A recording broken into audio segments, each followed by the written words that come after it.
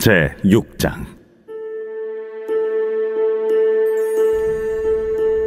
우시야 왕이 죽던 해에 내가 본즉 주께서 높이 들린 보좌에 앉으셨는데 그의 옷자락은 성전에 가득하였고 스랍들이 모시고 섰는데 각기 6 날개가 있어 그 둘로는 자기의 얼굴을 가리었고 그 둘로는 자기의 발을 가리었고 그 둘로는 날며 서로 불러 이르되 거룩하다, 거룩하다, 거룩하다, 만군의 여호와여, 그의 영광이 온 땅에 충만하도다. 이같이 화답하는 자의 소리로 말미암아 문지방의 터가 요동하며 성전의 연기가 충만한지라.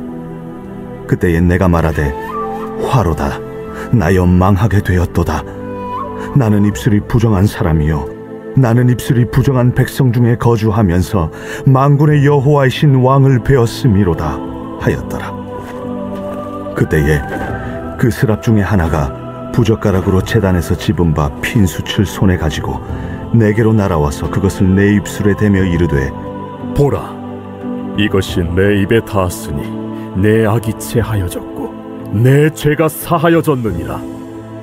내가 또 주의 목소리를 들으니 주께서 이르시되 내가 누구를 보내며 누가 우리를 위하여 갈꼬?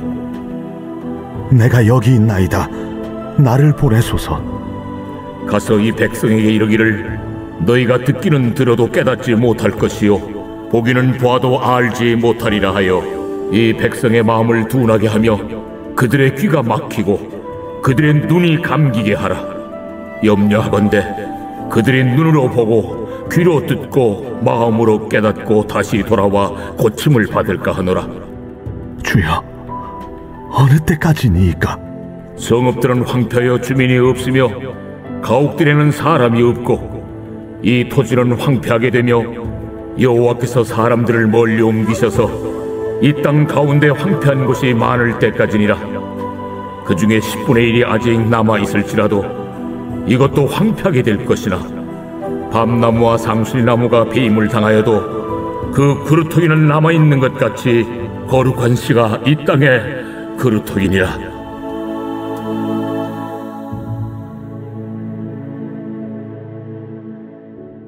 오늘의 말씀 이사야 6장입니다. 본문의 도입을 보면 이사야가 하나님의 영광을 뵙는 특별한 체험이 기록되어 있습니다. 이것은 이사야의 일생에 있어서 삶의 전환을 이루는 중대한 사건이었습니다. 이사야는 이 체험을 통해서 자신의 정체성을 깨닫고 또 진정한 신앙인으로 거듭날 수 있었습니다. 물론 이사야는 그 이전에도 선지자였고 신앙인이었습니다. 그러나 이 특별한 체험을 하기 전에 이사야는 하나님은 믿었지만 그에게 있어서 하나님은 실제적인 분이 되지는 못했습니다. 그는 하나님께서 살아계셔서 이 세상의 모든 것을 주관하시는 분이라고 믿었습니다. 그러기에 그는 선지자의 사역을 잘 감당할 수 있었던 겁니다. 하지만 그의 신앙은 머리로 이해하고 생각하는 지극히 관념적인 것이었습니다. 아이들을 보면 동화책 속에 등장하는 동물들을 직접 보지 않고도 그것들이 실제로 존재한다는 것을 압니다.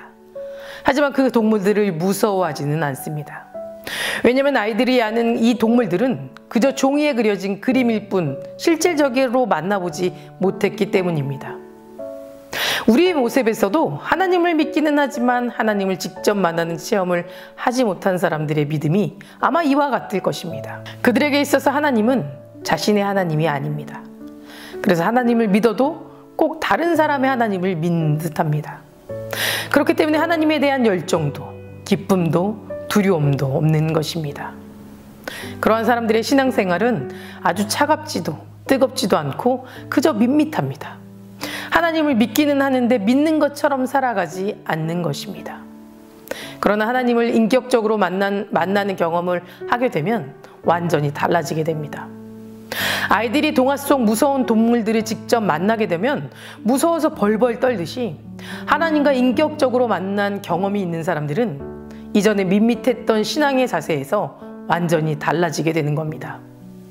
거룩하신 하나님 앞에서 자신이 한없이 죄인임을 인식하게 되고 철저하게 또 간절하게 회개의 기도를 드리게 됩니다. 또한 이전에는 이 세상이 전부인 줄 알고 세상의 재물과 명예가 전부인 줄 알고 뛰어다녔다면 하나님을 만나는 경험을 한 이후에는 솔로몬의 고백처럼 이 세상의 모든 것이 헛되게 느껴지게 된다는 겁니다. 그리고 이 세상의 그 어떤 것보다, 심지어 내 생명보다 더 귀한 것이 있다는 것을 깨닫게 된다는 겁니다.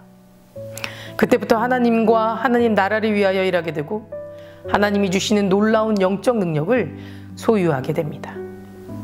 우리는 사울이 바울로 변화되는 사건을 통해서 하나님을 인격적으로 만나는 체험을 한 사람에게 얼마나 놀라운 변화가 일어나는지 알 수 있습니다. 하나님을 알기 전 바울은 하나님은 믿었지만 그는 하나님의 뜻과 전혀 다르게 복음의 핍박자로 살았습니다. 그러나 하나님을 만나고 난 이후에 그는 복음을 위해서 자신의 일생을 바치는 아주 놀라운 복음 전도자의 삶을 살아가게 된 것입니다. 성도 여러분은 하나님을 인격적으로 만나는 특별한 경험이 있으십니까? 하나님을 실제적인 분으로 믿고 자신이 죄인임을 고백하면서 살아가십니까?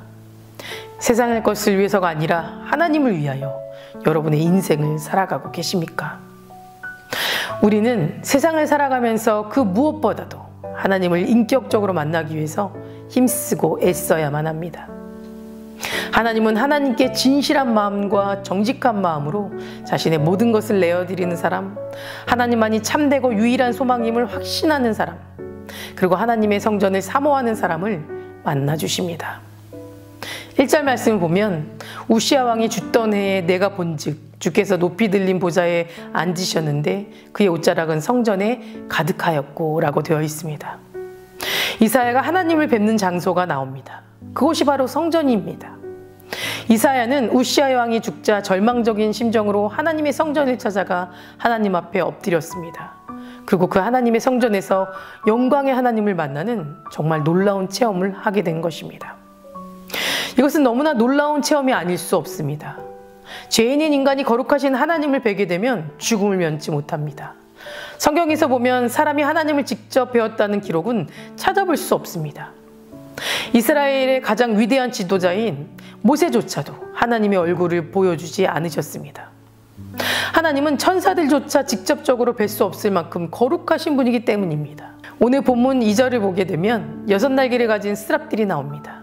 그들은 그 6날개들 중에 2날개로 자신의 얼굴을 가렸다고 나옵니다.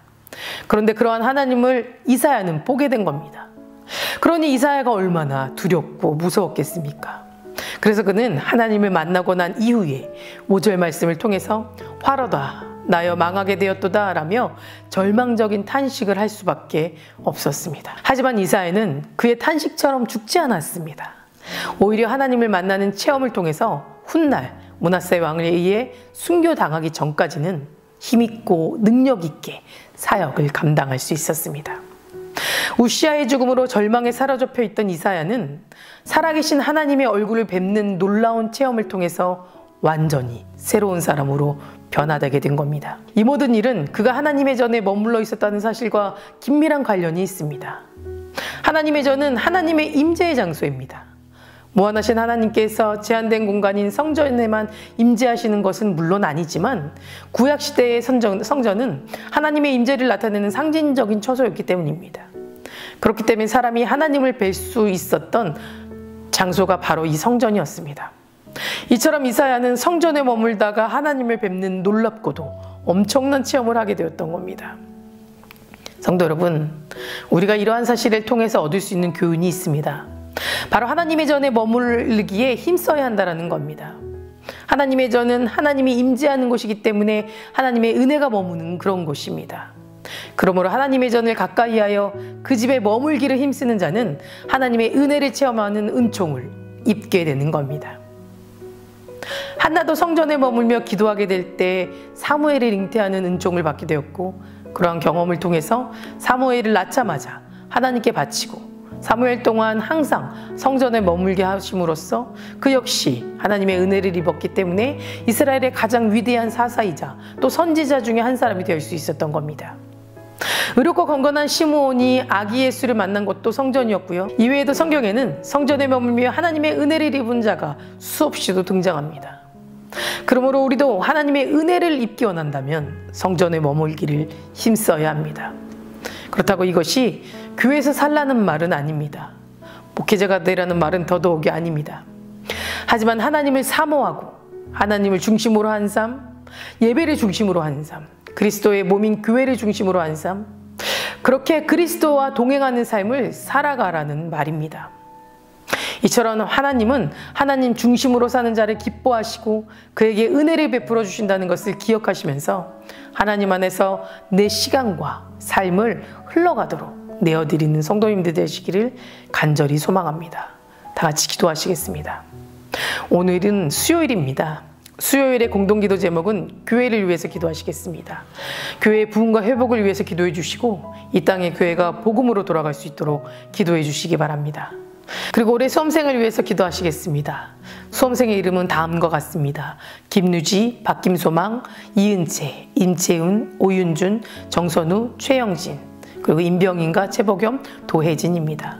먼저 교회와 우리 수험생을 위해서 기도해 주시고 각자 개인의 기도 제목을 위해 기도하시겠습니다. 사랑과 은혜가 충만하신 하나님, 오늘 하루도 나의 삶을 주관하신 하나님께 감사드립니다. 조금 더 성숙된 신앙의 모습으로 날마다 하나님으로 인해 기뻐하고 감사하는 하루를 살아갈 수 있도록 인도하여 주시옵소서. 우리의 믿음을 지켜주시고 하나님을 사모하고 하나님 중심으로 한 삶, 또 예배를 중심으로 한 삶, 그리스도의 몸인 교회를 중심으로 한 삶, 그리스도와 동행하는 삶을 살아가도록 인도하여 주시옵소서. 특별히 교회의 부흥과 회복을 위해 기도합니다. 이 땅의 모든 교회가 주님 앞에 엎드려 회개하고 기도할 수 있도록 도와주시고 주님의 뜻을 구하고 주님이 하시는 말씀에 귀 기울이는 그런 교회로 주님 인도하여 주시옵소서. 모든 교회가 영혼 구원의 사명을 잘 감당하게 하시고 날마다 말씀 앞에 새로워지게 하여 주시옵소서. 우리 담임 목사님 먼저 은혜 가운데 충만하게 채워지게 하시고 성령 충만하게 하여 주셔서 선포되는 말씀을 통해 듣는 이의 심령이 변화되고 주님 안에서 소망을 품고 세상의 귀한 빛과 소금 역할을 감당할 수 있도록 인도하여 주시옵소서. 기도하며 준비하시는 모든 사역마다 주님께서 지켜주실 줄 믿습니다. 우리 수험생들을 지켜주시고 우리 아이들이 시험에 대한 걱정과 염려는 주님 앞에 다 내려놓고 시험이 끝나는 그 시간까지도 주님께서 참된 평화로 지켜주시옵소서.